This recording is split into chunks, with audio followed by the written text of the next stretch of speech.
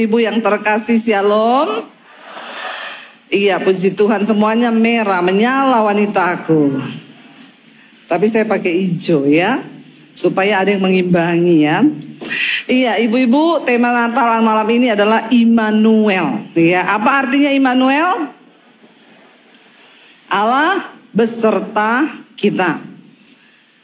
Saya itu beberapa hari ini saya khotbah Natal tuh mulai dari bulan November loh.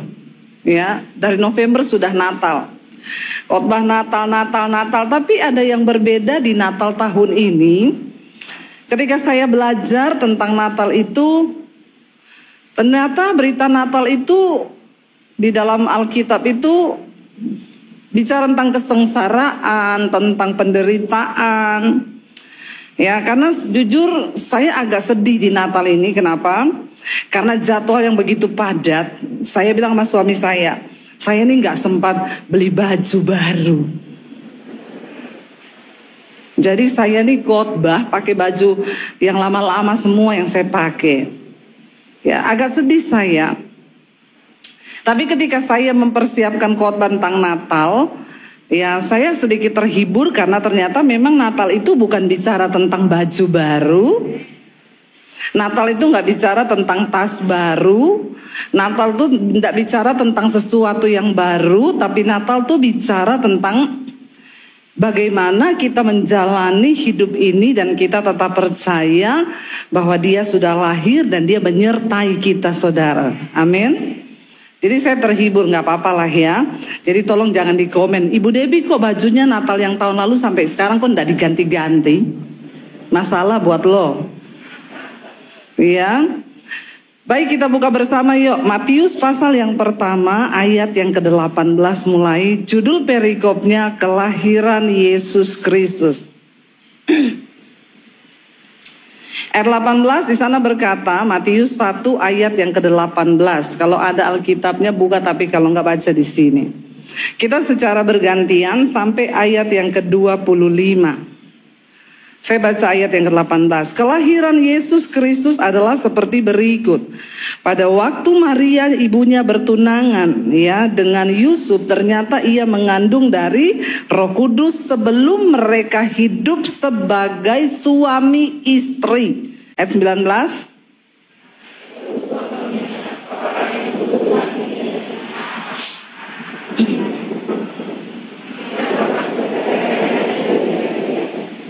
Tetapi ketika ia mempertimbangkan maksud itu, malaikat Tuhan nampak kepadanya dalam mimpi dan berkata, Yusuf anak Daud, janganlah engkau takut mengambil Maria sebagai istrimu, sebab anak yang di dalam kandungannya adalah dari Roh Kudus. 21.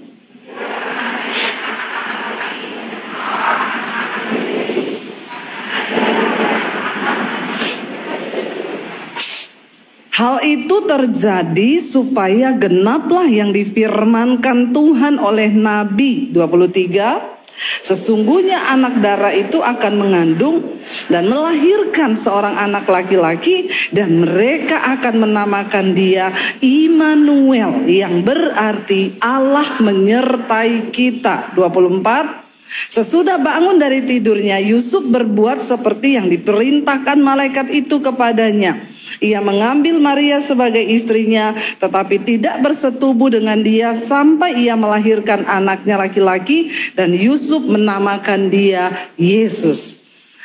Ya, saya menyampaikan khotbah Natal tentang kalau kita belajar dari pertama kali bagaimana malaikat menampakkan diri kepada Maria dan berkata, Hai Maria, engkau adalah wanita yang dipilih Tuhan, kasih karunia itu turun ke atasmu, engkau akan mengandung. Lalu pada waktu itu Maria berkata begini, bagaimana mungkin itu terjadi karena aku ini belum bersuami.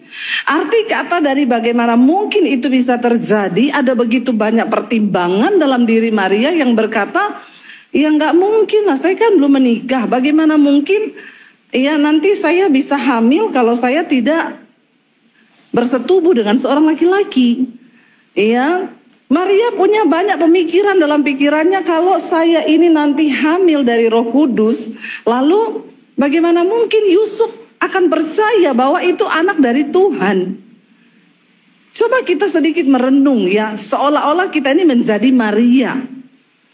Itu tidak mudah loh. Dia harus menanggalkan egonya, nanti orang bilang dia perempuan nakal, nanti orang akan berkata dia perempuan yang tidak beradab. Karena pada zaman itu adatnya sangat ketat. Yusuf dan Maria sudah bertunangan, tapi mereka tidak boleh bersetubuh. Karena kalau kedapatan pada waktu itu orang belum menikah bersetubuh bisa mati dirajam pakai batu. Ya kalau sekarang kan banyak bayi ajaib, belum nikah tapi sudah lahiran. Ya enggak, ya. Banyak sekarang. Ya, dan itu bukan dari Roh Kudus, tapi roh kuda liar. Tapi pada zaman itu enggak bisa begitu. Ini adalah sesuatu yang mutlak, yang sakral. Kalau sampai ketahuan mereka bersinah sebelum mereka menikah resmi, maka hukumannya rajam pakai batu sampai mati. Menurut ibu-ibu di hati Maria takut nggak? Takut. Kalau sampai orang tuduh dia hamil di luar nikah, belum ya saya bisa bayangkan tiba-tiba saya tunangan sama suami saya. Lalu saya hamil dari Roh Kudus. Terus saya jelaskan sama suami saya, sama calon saya ini hamil loh, tapi Roh Kudus yang menghamili saya. Ya kira-kira dia bisa percaya nggak saudara? Itu sesuatu yang mustahil. Ya hanya orang-orang yang bisa menangkap. Jadi di dalam benak Maria itu banyak sekali pertimbangan, banyak sekali pikiran yang dia bagaimana. Makanya dia bilang bagaimana mungkin hal itu bisa terjadi. Tapi ketika itu malaikat berkata, Roh Kudus akan turun ke atasmu dan engkau akan mengandung. Jangan takut hai Maria, itu yang disampaikan oleh malaikat. Jangan takut hai Maria. Lalu dia berkata begini, karena bagi Allah tidak ada yang mustahil. Dikatakan Maria hanya berkata begini, sesungguhnya aku ini adalah hamba Tuhan. Maka jadilah padaku sesuai dengan perkataan Tuhan. Wanita-wanita, kalau kita mau melihat penyertaan Tuhan, mau dipakai Tuhan, maka kita semua harus menjadi wanita yang menjadi hamba Tuhan. Jangan bilang begini, berarti saya harus sekolah Alkitab dong, jadi pendeta dong. Ya, untuk menjadi hamba Tuhan, saudara nggak usah sekolah Alkitab dulu. Karena hamba Tuhan itu artinya orang yang taat kepada Tuhan. Jadi pendeta itu jabatan, tapi hamba Tuhan itu bicara tentang ketaatan kita kepada Tuhan. Akhirnya Maria mengandung. Alkitab berkata ketika dia mengandung, benar kan? Yusuf curiga. Lah aku belum pernah menyentuh dia, kok tiba-tiba dia hamil. Dan Alkitab dengan jelas berkata tadi, dengan diam-diam Yusuf berniat memutuskan hubungan pertunangan mereka. Pada zaman itu orang kalau sudah tunangan itu sudah dianggap sah secara ikatan pertunangan, tapi belum boleh melakukan hubungan suami istri karena belum menikah resmi. Tapi zaman itu adatnya udah ndak boleh putus, ndak boleh cerai, kecuali alasannya persinahan. Itu yang Musa bilang ya, kecuali alasan persinahan. Tapi dalam konteks itu belum menikah, masih bertunangan. Makanya ketika Yusuf tahu istrinya ini, calon istrinya hamil, dikatakan tadi apa? Dengan diam-diam Yusuf berniat untuk putus hubungan dengan Maria. Tapi kan Tuhan bilang bahwa Tuhan turut bekerja, dia menyertai. Lalu ketika Yusuf lagi tidur memikirkan itu, Tuhan berfirman kepada Yusuf, jangan kamu ceraikan istrimu, jangan kamu putuskan, karena istrimu itu sedang mengandung dari Roh Kudus.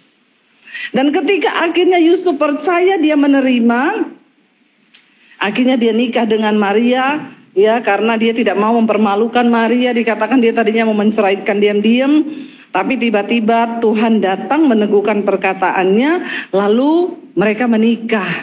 Tapi Yusuf tidak meniduri Maria sampai anak itulah lahir. Kira-kira berat nggak orang nikah nggak boleh tidur sama-sama, nggak boleh bersetubuh? Berat nggak? Berat juga. Ada harga lagi yang harus dibayar. Ya, karena orang tuh menikah ya pasti pengennya sama-sama, tidur sama-sama. Ini mereka harus menahan diri lagi. Ya, untuk sebuah kehendak Allah dapat digenapi. Jadi tidak mudah memang menggenapi kehendak Tuhan itu. Lalu kita lihat, Bapak Ibu, ketika Yusuf itu sudah menikah, lalu Maria sudah semakin besar perutnya. Kalau saudara baca di dalam Lukas dikatakan, ketika Maria sudah berumur, kandungannya itu sudah tua mau melahirkan, tiba-tiba kaisar menetapkan harus ada sensus penduduk. Jadi Yusuf itu harus pulang kampung. Dia itu adalah keturunan Daud, berasal dari Yudea yang bertempat di Bethlehem, kota Daud. Ketika itu mereka mendengar ada sensus dan harus pulang kampung, mereka sedang berada di Nazaret.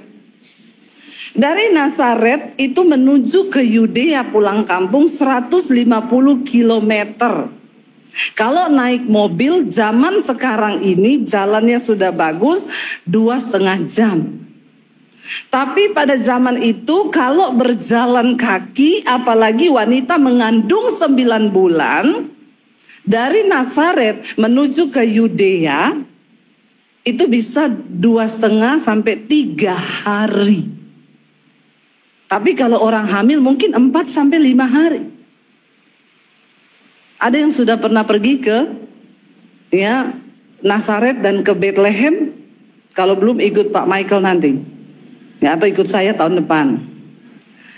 Kita pergi ke sana itu biar kita membayangkan peristiwa itu. Saya membayangkan bagaimana Maria dengan perut besar 9 bulan, dia berjalan dari Nazaret menuju ke Bethlehem. Dan itu dalam keadaan dingin, di mana padang gurun, padang pasir, mereka harus berjalan. Kira-kira kalau ibu-ibu yang jadi Maria, ibu-ibu mau nggak? Ada yang mau? Ibu-ibu yang pernah hamil, coba angkat tangan. Ya, rasa 9 bulan hamil, disuruh jalan 3 hari sampai 4 hari, mau? Makanya namamu bukan Maria. Ya, karena kau Tuhan tahu sudah tidak mau kau. Suruh bayar harga, ndak mau. Bapak Ibu, saya pikir Natal itu penderitaan. Lalu akhirnya Yusuf terpaksa harus membawa Maria itu pulang ke kampung. Mereka berasal dari sana, harus disensus di sana. Mereka berjalan dan Alkitab berkata ketika sampai di Bethlehem, tibalah waktunya untuk Maria melahirkan. Saya mau tanya Bapak Ibu, kalau kita itu melakukan kehendak Tuhan, bisa kan Tuhan permudah toh? Bisa kan? Kalau Tuhan menyertai, bisa nggak Tuhan bikin mudah jalannya? Misalnya, ya kenapa sih harus tunggu 9 bulan? Kan Tuhan Maha tahu toh. Dan ini Maria lagi hamil juru selamat, Allah sendiri loh yang turun ke dalam dunia. Kan dia tahu toh. Kenapa nggak waktu masih 1 bulan atau masih 2 bulan, tiba-tiba Tuhan menggerakkan hati kaisar untuk bikin sensus? Kenapa ketika sudah 9 bulan? Kita kan sering bertanya seperti itu toh. Kenapa sih Tuhan harus begini? Kan harusnya begitu. Iya apa iya? Karena kita pikir kalau Tuhan menyertai kita, ya harusnya enggak begitu. Terus kenapa juga Tuhan gak bikin gini? Maria, karena engkau sedang mengandung aku sendiri yang adalah Allah yang akan turun ke bumi. Kau gak perlu berjalan. Tutup matamu, maka kau akan pindah dalam waktu sekejap. Bisa gak Tuhan bikin begitu? Namanya kan Tuhan menyertai. Kita kan selalu bilang, kalau Tuhan menyertai, maka semua akan dipermudah. Iya Pak ya? Pret. Ya, kita pikir kalau Tuhan beserta kita, Tuhan ada bersama kita, pasti diperlancar. Kita berdoa semua dipermudah, hidup dipermudah. Ya, maka ketika kita berdoa dijawab, luar biasa. Tadi siang Ibu Shirley ya gubernur terpilih Maluku Utara tadi siang bersaksi, kita sama-sama pelayanan Natal. Dia tuh bilang begini, waktu dia dengan suaminya lagi kampanye, kita semua tahu tiba-tiba kapalnya meledak. Dan Ibu Shirley terlempar dari kapal, suaminya juga terlempar. Dari kakinya ini, dari paha sampai ke bawah itu luka bakar semuanya, terkelupas. Dia bilang kakinya terasa sakit sekali karena kena air laut, itu air asin, kotor lagi. Jadi dia itu mau mencari suaminya, tidak bisa, dia tidak berdaya dengan dirinya sendiri. Dia mau berenang, mau cari suaminya juga tidak bisa. Dalam keadaan kesakitan dia diangkat, dia cuma sibuk tanya, "Bapak mana?" Udah Bu, gak usah mikir bapak dulu, bapak lagi dicari. Sampai di rumah sakit, karena itu kota kecil yang lagi mereka kunjungi, tidak ada anti sakit di rumah sakitnya, ya, nggak ada obat, nggak ada apa-apa di situ. Lalu tiba-tiba dikatakan, "Bu, bapak sudah ketemu." "Bapak mana?" "Ada di ruang sebelah." "Aku mau lihat Ibu." "Nggak boleh." Tapi muka orang-orang ini semua sudah sedih. Lalu dia bilang, selama ini dia tuh kalau berdoa, suaminya pernah dirawat di rumah sakit, pernah sakit, apapun yang dia doakan tuh Tuhan dengar dan selalu dijawab. Maka dia percaya Tuhan menyertai. Tapi kali itu dia lihat orang mukanya kok ditanyain bapak semuanya diem dan sedih. Dia penasaran. Dia bilang, bayangkan kakinya itu, telapaknya semua terkelupas semua karena luka bakar, itu sakit. Dia sampai beberapa kali pingsan karena menahan sakit. Bayangkan tuh Bapak Ibu. Dia ketika lihat muka orang-orang itu sudah gak benar, dia jalan, dia turun dari tempat tidur dengan kaki yang terseok-seok. Mereka bilang, "Ibu jangan, aku mau lihat bapak di ruang sebelah." Jadi dia pergi lihat suaminya. Ketika dia lihat, dia bilang masih ada napasnya satu-satu. Tapi karena tidak ada alat, orang hanya pompa dari perut, ya, untuk bikin napas buatan terus. Dia bilang, disitulah saya berdoa dengan seluruh kekuatan iman yang aku punya. Kita pernah mungkin di saat-saat tertentu kita berdoa dengan seluruh iman yang kita punya, kita menggedor sorga, kita minta Tuhan bekerja. Dia bilang dia menangis di situ, dia tertelungkup, dia bilang, "Tuhan, dengan semua imanku aku minta selamatkan suamiku." Tapi tiba-tiba suaminya akhirnya tidak ada, meninggal. Dan saat itu dia terpukul sekali, dia bilang seperti dunia itu di depan dia itu gelap gulita. Dia tidak bisa lihat apa-apa, dia nggak bisa mikir apa-apa karena dia tuh tidak tahu bagaimana harus menghidupi anak. Dia nggak tahu caranya bagaimana harus bekerja. Dia sama sekali tidak tahu apa-apa. Dia cuma menangis dan menahan rasa sakit kakinya yang terbakar, menahan rasa sakit hatinya, kehilangan suaminya yang dia bilang memang hanya dalam sekejap. Siapa yang nyangka kalau tragedi itu akan terjadi? Jadi dia bilang yang ada hari itu hanya dia menyalahkan dirinya. Kenapa kita pergi ke situ? Kenapa ini enggak begini? Kenapa enggak begitu? Kenapa enggak begini? Kenapa kita enggak rubah? Kenapa gini? Kenapa saya enggak tolong Bapak? Kenapa waktu itu Bapak di sini? Kenapa saya di situ? Berkecamuk dan dia tidak bisa terima keadaan itu. Dia tidak bisa nerima dan dia tidak bisa berdamai. Dia menyalahkan dirinya terus dan menyalahkan keadaan. Sampai akhirnya datang helikopter untuk bawa, ya, dia nggak bisa ngapa-ngapain lagi, lalu diterbangkan ke Luwuk, dari Luwuk pakai private jet untuk dibawa pulang ke Jakarta. Berhari-hari dia cuma tanya, "Tuhan, kenapa suamiku mati? Kenapa Tuhan? Kenapa? Kenapa dan kenapa?" Harusnya enggak begitu Tuhan. Masih banyak mimpi. Seolah-olah langkahnya terhenti saat itu juga. Dan dia nggak tahu mau buat apa saudara. Ya, sampai akhirnya dia bilang dia berdoa terus. Dia berdoa mencoba memahami. Dia cuma dapat satu kata-kata dari Tuhan. Yang Tuhan tuh bilang, lebih baik kamu tidak mengerti daripada kamu tidak percaya. Jangan coba bertanya tentang kedaulatan Tuhan. Jangan coba protes tentang kedaulatan Tuhan dalam hidup ini. Lebih baik kamu tidak ngerti daripada kamu tidak percaya. Dalam hidup ini tidak semua kita harus mengerti kenapa Tuhan bikin begini. Saya banyak mendengar, Bu, saya punya anak satu-satunya perempuan, Bu. Bayangkan anak ini saya sayang, udah lulus kuliah, lulus cum laude, saudara. Ya, anaknya itu 2 cowok, 1 cewek. Cewek ini disayang. Tiba-tiba selesai kuliah baru diwisuda beberapa hari, anak ini bilang, "Ma, aku mau kerja ya." Ya udah kerja. Dia kos di satu tempat karena dekat dengan tempat kerjanya. Setiap hari mereka video call, kalau hari Sabtu itu berdoa bersama setiap hari. Tiba-tiba berapa hari itu nggak ada kabar. Hari Jumat anak ini nggak ada kabar. Sabtu biasanya teleponan kok nggak ada kabar. Lalu ibunya telepon bapaknya kos itu, "Pak, tolong dong liatin anak saya, di telepon-telepon kok nggak pernah diangkat."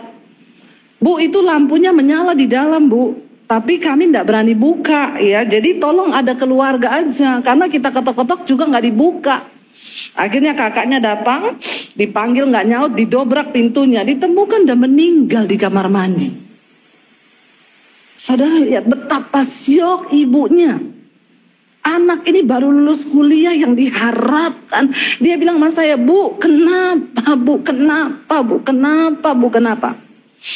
Bu Shirley juga bilang, "Suamiku ini orang baik, Tuhan. Ya, betapa banyak kebaikan yang dia buat. Kenapa dia yang mati?" Dalam hati saya, banyak bapak-bapak selingkuh hidung belang di sana. Kenapa enggak mati? Pasti ibu-ibu juga berpikir begitu, toh? Iya, betul, Bu. Suamiku itu tukang selingkuh ya. Kenapa bukan dia yang mati?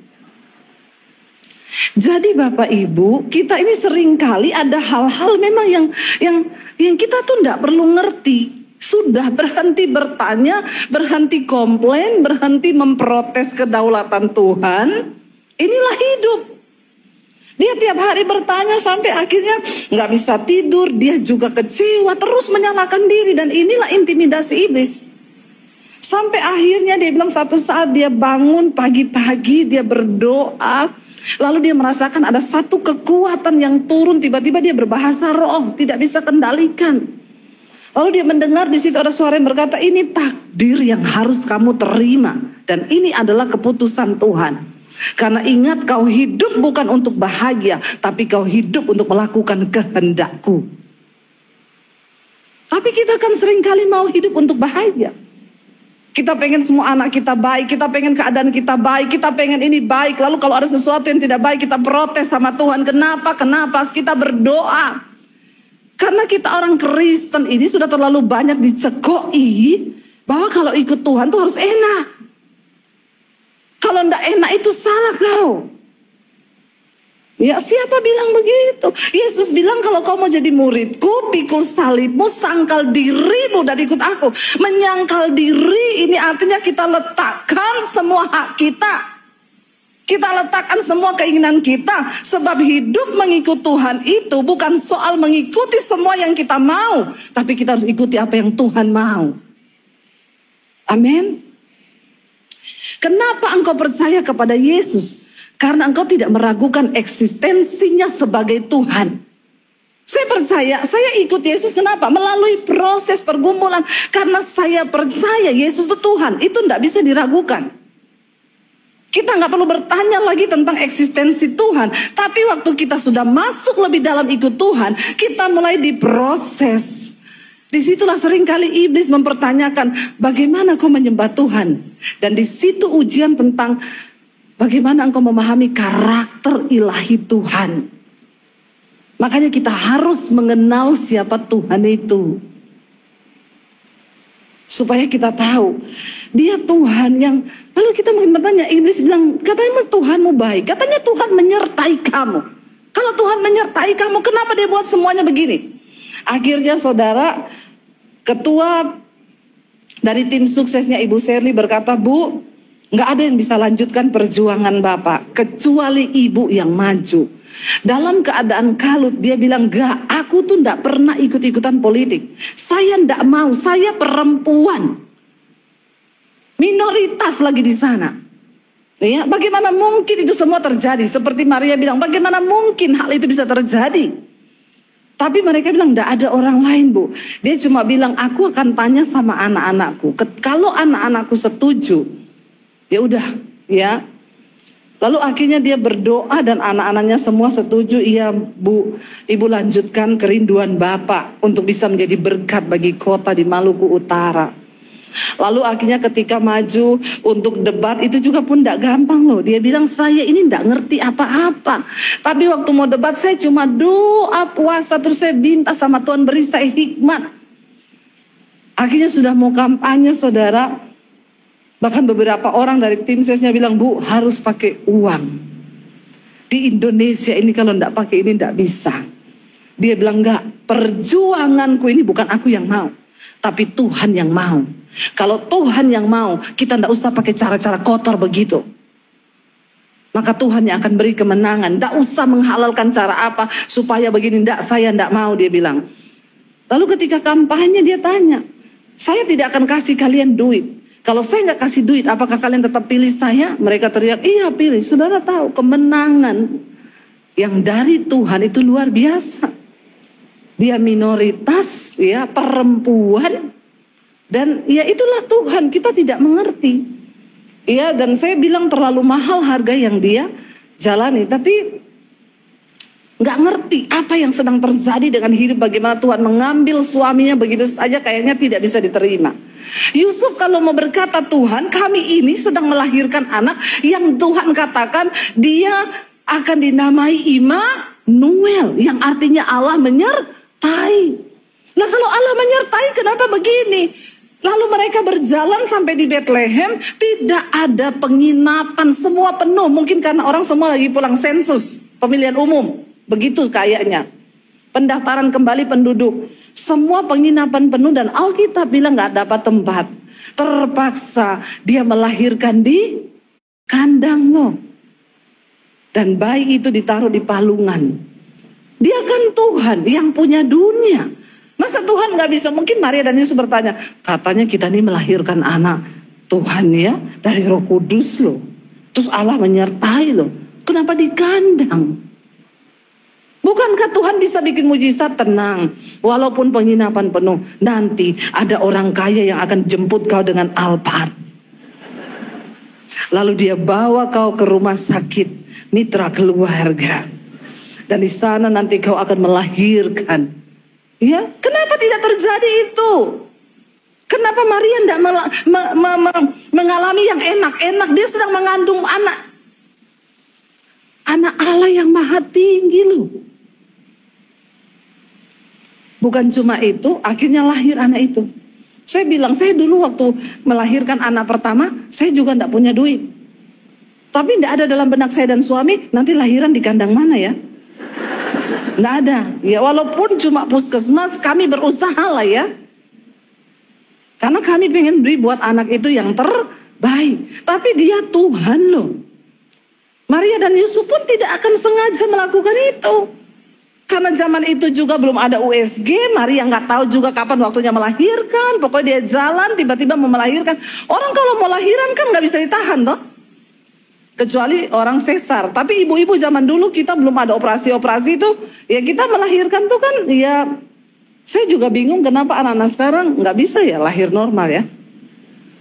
Kata mereka kami mematahkan kutuk Adam dan Hawa. Yaitu sakit melahirkan. Saya dulu waktu melahirkan anak pertama saya masuk rumah sakit tengah malam. Sudah pecah ketuban, saya sudah dinaikkan di tempat tidur. Ya saya bilang, suster, saya udah sakit banget, saya sakit perut, saya melahirkan. Ibu jangan dulu ya. Itu baru buka 1 loh, dokter juga belum datang, ibu tunggu dokter. Suster, tapi saya sudah tidak tahan, suster saya sakit banget. Jangan ngeden. Nanti nek ngeden di Solo itu ya. Nek ibu ngeden terus luka malah bahaya loh. Tahan. Dalam hatiku ki, suster yang melahiran ini aku apa gue? Ini tuh aku yang rasa udah mau keluar anak ini. Nggak bisa, dokter belum datang, ibu tahan. Saya jengkel saudara. Saya ditinggal sendirian di situ. Saya angkat kaki saya bilang, suster,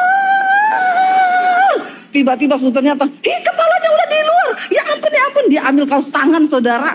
Pas dokter masuk di pintu, saya bilang, kan saya yang mau lahiran, bukan kau, saya yang rasa. Akhirnya tuh anak keluar sendiri. Ya, bahkan suami saya lagi pelayanan lagi. Ibu, bapak juga belum datang. Dia nggak bakal masuk lagi kalau bapaknya nggak datang. Yang penting ini udah lahiran dulu. Lahir ini aku rasa udah mau keluar, disuruh tahan. Lah bagaimana orang mau melahirkan disuruh tahan? Itu yang dialami Maria. Lagi jalan, ndak ada tempat penginapan, ya dekatnya sama kandang. Jadi berhenti di, mungkin juga karena dia kecapean jalan itu ya, dari Nazaret ke Yudea, jauh loh. Ya, makanya saya bingung kalau anak sekarang tuh bilang, kok kita ndak bisa ya Bu sekarang lahiran normal ya? Harus sesar tuh kenapa ya? Saya bilang karena kamu pilih tanggal cantik 12. Ya, hari-hari gini tuh. Jadi saudara ketika itu ya sudah akhirnya melahirkan di situ di kandang loh. Kenapa ndak enak? Tuhan menyertai di mana? Bukan cuma itu, ketika anak itu sudah lahir, coba kita lihat Matius ya. Matius pasal yang kedua, lalu orang-orang Majus datang melihat bintang, mereka lihat, oh Yesus sudah lahir. Matius pasal yang kedua ayat 13 sampai ayat 15. Di sana dikatakan begini ayat 13, setelah apa? Ya, Matius 2 ayat 13 ya. Setelah orang-orang Majus itu berangkat, nampaklah malaikat Tuhan kepada Yusuf dalam mimpi dan berkata, bangunlah, ambillah anak itu serta ibunya, larilah ke Mesir dan tinggallah di sana sampai aku berfirman kepadamu. Karena Herodes akan mencari anak itu untuk membunuh dia. Maka Yusuf pun bangun, diambillah anak itu serta ibunya. Kapan? Malam itu juga, lalu menyingkir ke Mesir dan tinggal di sana hingga Herodes mati. Hal itu terjadi supaya genaplah firmankan Tuhan oleh Nabi, dari Mesir kupanggil anakku. Bapak Ibu, dia pergi dari sana ke Mesir naik kereta Wus, naik mobil, naik taksi, naik Grab, no, jalan kaki. Tengah malam gotong-gotong anak bayi yang adalah Tuhan, Raja Sang Allah Maha Tinggi. Saya juga berpikir, Tuhan tuh ngapain sih kurang kerjaan bikin orang susah? Seringkali kita berpikir gitu, aku nih ikut Tuhan kok hidupku susah. Kok aku gak pernah ngalami yang seneng? Kenapa Tuhan tuh kayaknya membawa aku dalam malapetaka, dalam bencana, dalam ini? Seringkali kita punya pikiran yang seperti itu kepada Tuhan. Kita berpikir, kenapa Tuhan gak bikin begini aja? Kalau saya jadi Maria, Tuhan, kenapa kau berfirman suruh tengah malam angkat anak itu bawa lari? Ini kita jalan kaki di Mesir, dingin di sana tuh, kalau lagi musim dingin. Kenapa Tuhan gak berfirman gini, Yusuf, memang Herodes akan membunuh anak itu, tapi kamu gak usah lari, karena malam ini Herodes akan kena serangan jantung. Itu kan lebih enak toh, bener gak? Jadi kamu gak usah lari-lari. Bukankah itu juga yang kita mau? Seringkali ibu-ibu begitu, aku nih udah capek bu berdoa buat suamiku. Udah capek gak tobat-tobat. Jadi sekarang saya ganti doanya bu apa? Tuhan cabut nyawanya. Kita nih seringkali kepengen yang gampang saja. Aku udah capek bergumul, aku udah lelah bu, aku pengennya begini aja. Ibu-ibu, kita memang gak suka proses, tapi ingat Tuhan itu mencintai proses. Karena hanya lewat proses iman kita menjadi kuat. Sebab tidak ada orang hebat yang dihasilkan dari kemudahan. Orang hebat semua dihasilkan lewat air mata, pergumulan, tantangan, dan badai hidup yang besar. Kenapa seorang kapten dikatakan hebat? Karena dia pernah mengalami badai gelombang di tengah laut. Kenapa pilot dikatakan berpengalaman? Karena dia sudah beberapa kali mengalami turbulence dan dia lolos ketika dia berusaha untuk membawa atau ya menerbangkan pesawat. Bagaimana kita dikatakan punya iman yang kuat di hadapan Tuhan? Waktu engkau berhasil keluar dari setiap tantangan hidupmu, menerima setiap takdir Tuhan di hidup kita, dan berkata, Tuhan, engkau baik bagiku. Waktu Tuhan menyertai bukan berarti tidak ada masalah. Waktu Tuhan menyertai bukan berarti tidak ada tantangan. Justru di balik tantangan itu Tuhan mau membawa kita semakin percaya dan melihat Dia dan mengenal Dia. Bahkan kita mau menggenapi rencananya. Jangan menyerah Bapak Ibu. Hari ini mungkin engkau berkata terlalu berat Tuhan. Terlalu berat. Tapi saya mau bilang penyertaan Tuhan itu sempurna. Tuhan gak pernah berjanji tidak akan ada badai. Tuhan gak pernah berjanji tidak akan ada hujan. Tuhan gak akan berjanji tidak ada masalah dalam hidupmu. Tapi Dia berjanji sekalipun engkau berada dalam badai, Dia menyertaimu. Katakan amin. Dia menyertaimu.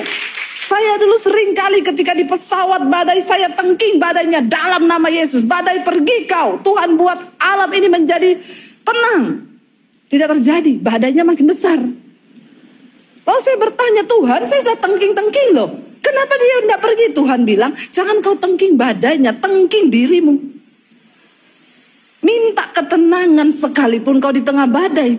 Dan ketenangan itu kau bisa dapat waktu kau percaya bahwa Tuhan menyertai. Makanya Alkitab berkata, berbahagialah orang yang bertahan dalam pencobaan.